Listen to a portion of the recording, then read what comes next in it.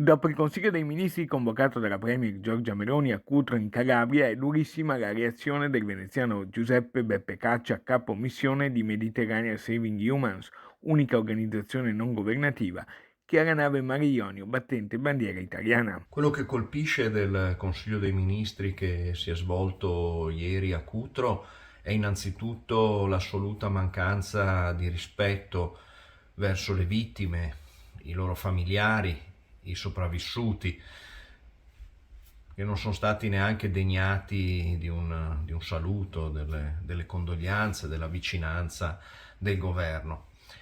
Ma ciò che poi risulta proprio stridere con la strage e con l'ondata di forte emozione che in Calabria, in tutto il paese, questa tragedia ha provocato, è sicuramente quanto poi il governo ha deciso. Per Caccia esiste solo una soluzione efficace. Se si vogliono evitare stragi come quella di domenica 26 febbraio sulla spiaggia di Steccato di Cutro, si tratta di aprire canali legali e sicuri per permettere alle persone di arrivare in Europa senza rischiare la vita.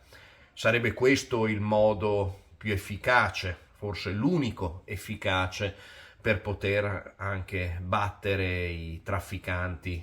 Bocciato in toto il nuovo decreto del governo. Invece di dare risposte a queste domande, si è ancora una volta scelto, con il decreto che è stato approvato, di chiudere gli spazi, di restringere ulteriormente i criteri per il riconoscimento della protezione umanitaria straordinaria, di costruire e gestire nuovi centri di detenzione amministrativa